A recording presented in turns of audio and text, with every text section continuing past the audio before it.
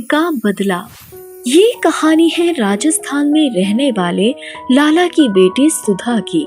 लाला को 2 लड़की थी। एक लड़की की शादी हो गई थी, अब छोटी वाली की शादी होना बाकी थी। एक दिन लाला के घर लाला का दोस्त आमिर आता है अपने बेटे को लेकर लाला की बेटी सुधा का हाथ मांगने। लाला उनको बोलता है, आमिर, अरे आओ आओ, बड़े दिनों बाद मिलना हुआ आज। और बताओ कैसा चल रहा है सब? अरे परेश बेटा, तुम भी अब बड़े हो गए हो। सब बढ़िया चल रहा है, बस तेरी बेटी को अपनी बेटी बनाने आया हूँ। मैं मेरे बेटे का रिश्ता लेकर आया हूँ तेरी बेटी सुधा के लिए। लाला खुश हो जाता है परेश की बात सुनकर। वो सुधा को आवाज देता है और चाय लाने को बोलता है। सुधा की माँ सुधा से कहती है, बेटी सुधा, दुपट्टा ठीक से सर पर रखना, वो लोग तुझे देखने आए हैं, ठीक से उनके सामने जाना। अब वो तेरे चाचा नहीं है, ससुर बनने वाले हैं। माँ, आप मुझे नर्वस कर रही हो, मैं जानती हूँ मुझे क्या करना है, लेकिन माँ, मैंने सुना है उनका बेटा दुबई से आया है, पता नहीं कैसा होगा। माँ, मुझे तो बहुत ही डर लग रहा है। तू घबरा मत, अच्छा ही होगा। वैसे भी तेरे पापा की कई सालों से उनके साथ दोस्ती है, वो जो भी करेंगे सोच समझ कर ही करेंगे बेटा। सुधा चाय लेकर बाहर आती है। परेश उसे देखते ही रह जाता है। सुधा बहुत ही खूबसूरत थी। सुधा चाय देती है तो आमिर उसे बोलता है, अरे बेटी सुधा, मुझे तो तू बचपन से ही पसंद थी।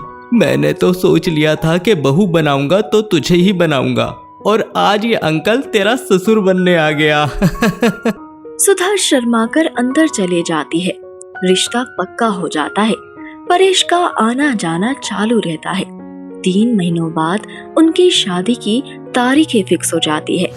एक दिन परेश सुधा को बोलता है, सुधा, तुम मुझे अपना गांव नहीं घुमाओगी? आंटी, क्या मैं सुधा के साथ बाहर जा सकता हूँ? हाँ बेटा, क्यों नहीं। अब तो जल्द ही तुम हमारे दामाद बनने वाले हो। तुम दोनों जाकर घूम कर आओ।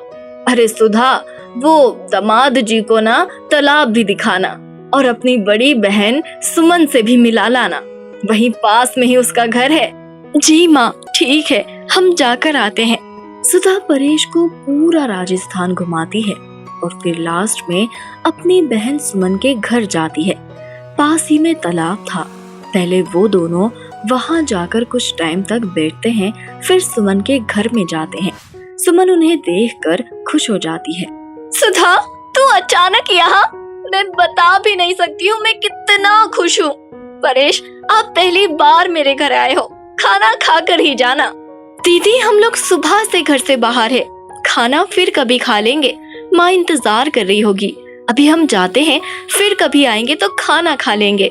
और हाँ दीदी, शादी को 10 दिन बचे हैं, सिर्फ 2 दिन बाद घर आ जाना आप। ठीक है दीदी, अभी हम जाते हैं। सुधा सुमन के घर से जाने लगती है।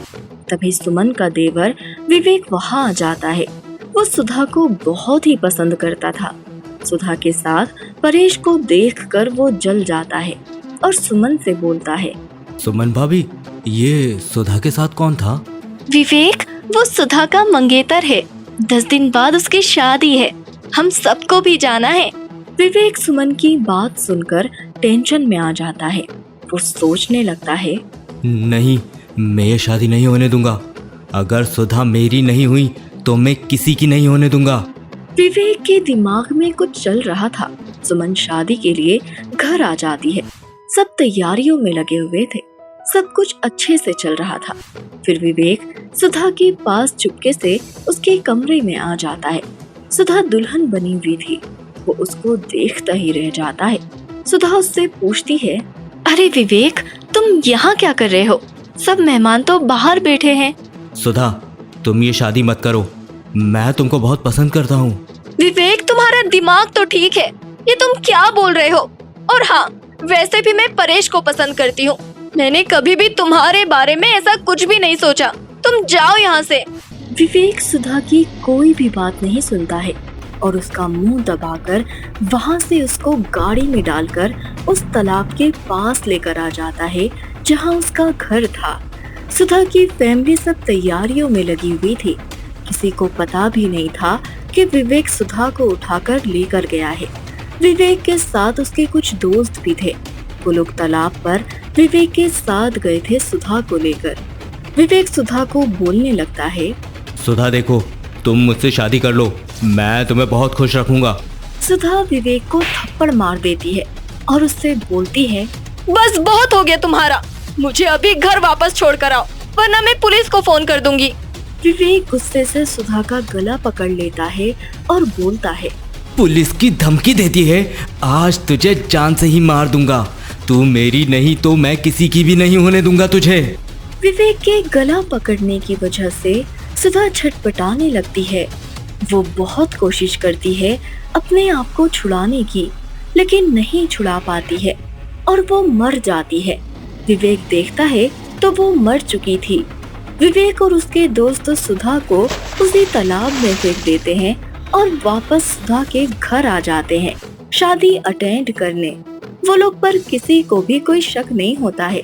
तभी सुधा के पापा तुलसी के पास आते हैं और बोलने लगते हैं, सुधा की माँ, जरा जाओ और देखो सुधा बेटी रेडी हुई या नहीं।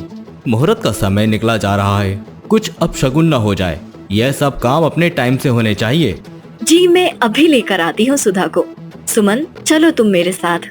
तुलसी और सुमन दोनों भी सुधा के कमरे में जाते हैं तो देखते हैं वहाँ सुधा नहीं रहती है।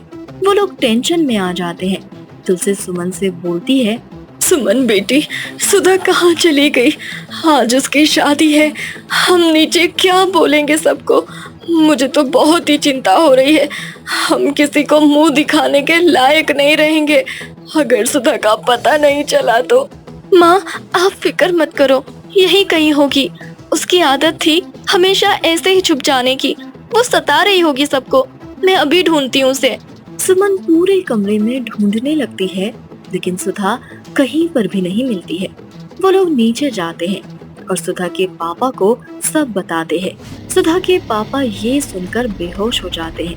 तभी वहाँ सुधा की आत्मा आती है और पूरे मंडप को आग लगा देती है। सब परेशान हो जाते हैं कि आग कैसे लग गई है। सब पानी डालने लगते हैं। विवेक और उसके दोस्त वहाँ से भागने की कोशिश करते हैं। तभी सुधा का एकदम डरावना चेहरा उनको सामने दिखता है। वो लोग डर जाते हैं और यहाँ वहाँ भागने लगते हैं। तभी सुधा उसके एक दोस्त का गला पकड़ती है और हवा में लटका देती है। वहाँ सब खड़े हुए मेहमान डर जाते हैं। सुधा की माँ, बहन और वहाँ के सब मेहमान देखने लगते हैं कि ये अचानक ऐसा क्या हो रहा है। तभी सुधा विवेक के दोस्त को बोलने लगती है, तुम लोगों ने मुझे मार दिया। आज मेरी शादी थी, मैं तुम में से किसी को नहीं छोड़ूंगी।